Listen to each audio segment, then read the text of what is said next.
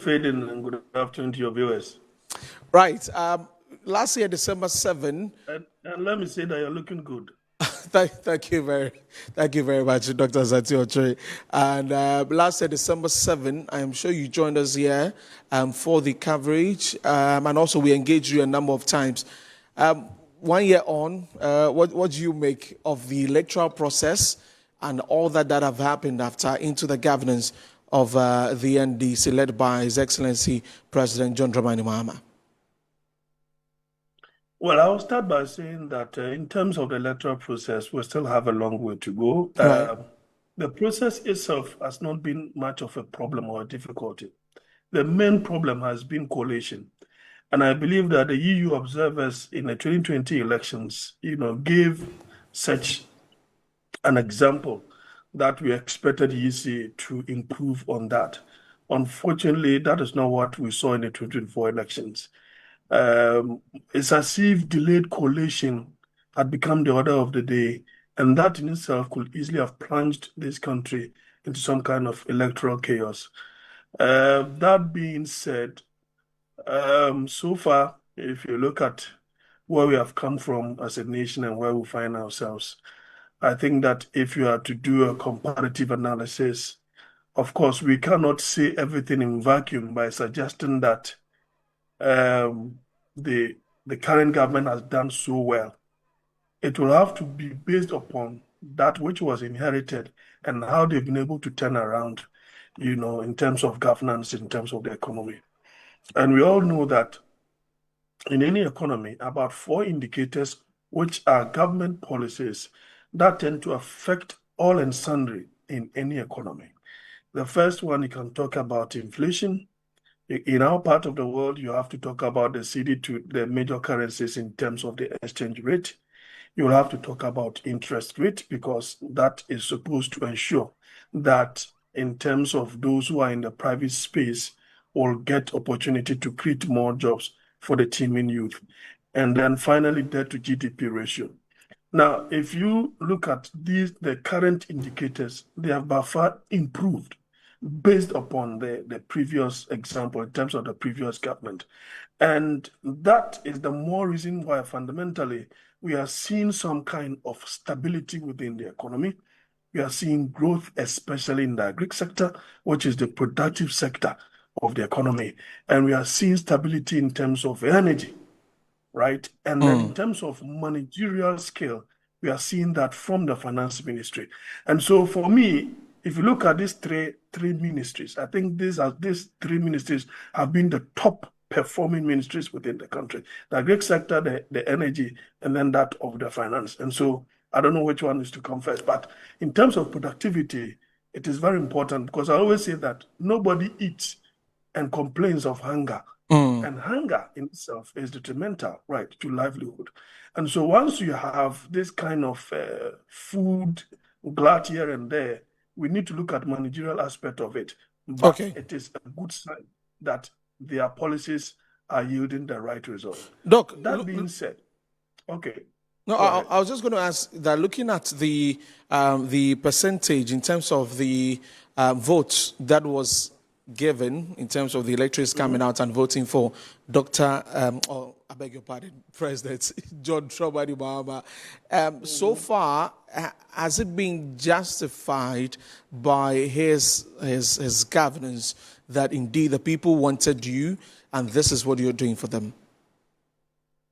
The justification is even seen in the by-elections and then the other, like, what is it called? Ablekuma, is it North or Central? Yeah, the rerun. The rerun. And then, look, Pandai, they are jittery. Now, it is not about getting over 1.70 million. It's about how you are governing and how people are giving you extra mandate. I said that when I was in London, the Ablekuma Central, that if the EC expands the rerun, the areas that we're going to do rerunning, the NDC was going to win. I said that in July, and they won. Akotia, I looked at the economic conditions. Look, most often than not, what central government does influences, sorry, it will influence the microeconomy of those areas. So Akwetia, of course, is part of Ghana. Ablekuma Center is part of Ghana. And what were the economic indicators were they seeing? They were seeing reduction in transport fare. They were seeing reduction in the fuel that they were buying in terms of the pricing. They were seeing the CD appreciating against the dollar. All of this culminating in the growth of the economy. Since they are, I always say that no individual is irrational. Every human being is rational, whether educated or not educated. And so, based upon these indicators and the leadership that the central government was providing, there was no way the MPP was going to win Ablekuma Central and that of Akwetia. I said that on TV3, and I'm saying that again. And Pandai is also another. I feel pity for the honorable, But if all is said and done, if they are supposed to go for a by-election there, that in itself will also be a Herculean task for the MPP. And so the measurement, the fact is that the confidence that they reposed in the NDC, I don't think it has whittled. Of course, they have issues of Galamsey. People are complaining about Galamsey. It is work in progress. They will still have to do more because it could easily be an albatross around their neck. And suddenly, if human beings cannot get water to drink, obviously it will affect food production. And if it does, all the good things, all the economic indicators that you are seeing today will not in any way attract the human mind because the survival depends on water. All right, Dr. Santiochi, kindly hold on and let's engage Dr. Elvis Coker. He's Regional Director for Research for MASLOC in the Ashanti region. Good afternoon, Dr. Coker. Thank you for your time here. Yeah, good afternoon. Great. Doc, same Please, question. can you hear me? Yes, I can hear you loud and clear. Same question to you. 1 year after the election, your thoughts about how things have been run so far by the NDC government led by His Excellency John Dramani Mahama. Okay, thank you very much. We are all aware there have been key policy initiatives and policy directions and interventions that the government has kind of bring forth between January 7th to date. And example is a big push, various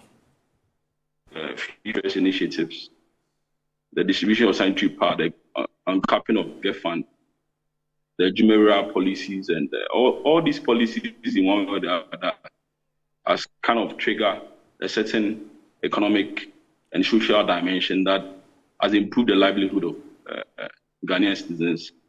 Looking at the perspective of where we find ourselves from 2024 to date, you realize that there has been a shift. And indeed, if you look at what is trickling down, when you speak to people, ordinary Ghanaians, taxi drivers, traders, you realize that there is some improvements in their livelihoods. People are very comfortable with how things are flowing. 24-hour economy with all the initiatives are pumping up. Now, you realize that, again, when these district assembly common fund was initiated, and therefore this time around, the first, second quarter is in a lot of projects like schools, ship compounds, sanitation areas, markets, etc., 24-hour market, and all that is in force. So you realize that gradually, we are feeling better, and things are improving. Looking at the election itself, as it was held last year, and even after President Mahama came in, there have been a number of by-elections. There have been a number of, there's been a rerun. In fact, we're going to see another one. Questions about security when it comes to the electoral process and all of that. What is your take about it? Some say that what we saw at the Ablekuma Central and Akwetia and all these other places, it left much to be desired in terms of electoral processes and security around it. Yeah, that is very true. Every election that is being run in the country, security is very paramount. And I believe that, especially we going into a by-election, possibly the third time over the last year or so, security will be very paramount, because the atmosphere now, if you look at the sub-Saharan Africa, where issues of terrorism and security issues are definitely of interest. So I believe that the security service, those who matter, should take upon themselves to initiate better models that this time around will be able to curb unforeseen circumstances that we actually witness in Akwatia. And I believe that our security service, being mined by the ministries and the presidency, would all come together, all stakeholders would inform what we are supposed to do to make sure that things are being done. And you realize that when it comes to elections, it's a matter of who wins and who loses. So stakes are high. People are obviously going to do things beyond their limit to be able to push for the win. And in so doing, I believe that a little chaos will come up, and the security service must stand up for these unforeseen circumstances so that they can handle that scenario comfortably. Right. Dr. Santiotri, I'm taking a look at the campaign or the manifesto by the NDC into the election last year. And of course, we know what they were talking about was resetting the economy and creating prosperity for all. So they say that the topmost priority of the next NDC government will be to implement the following measures, among others: reduce hardships, ensure macroeconomic stability, restore fiscal and debt sustainability, restore investor confidence, prioritize investment in productive sectors for sustainable economic growth and decent jobs. And they say they scrap the following draconian taxes, as we've had the e-levy, the COVID levy, 10% levy on bet winnings, emissions levy, imports duty on vehicles and equipment imported into the country for industrial and agricultural purposes. So their campaign was hinged or based on what the NPP government had been doing over the years that they thought had put Ghanaians in a lot of hardship. And so they said we're going to reset the economy with all of these things that they had mentioned. Hasn't worked. Yeah, I think that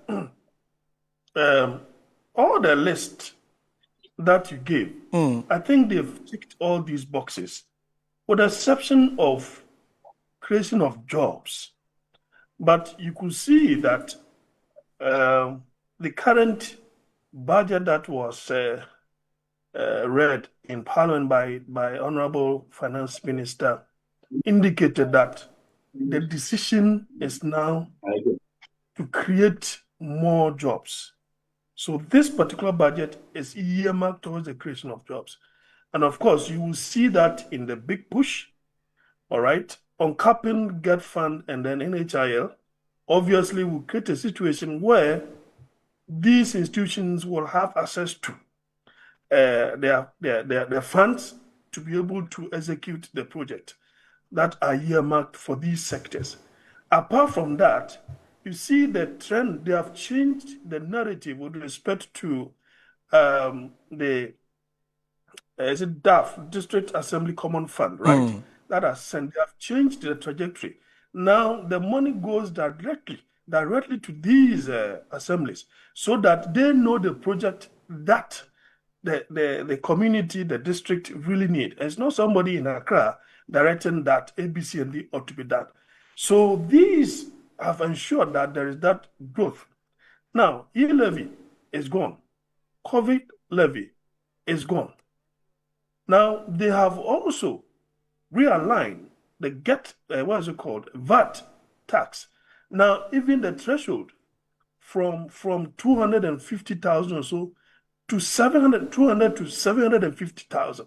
So it means that a lot more businesses who hover around figures from 250 or 200,000 to about 749,000, all of these businesses will be excluded from the VAT.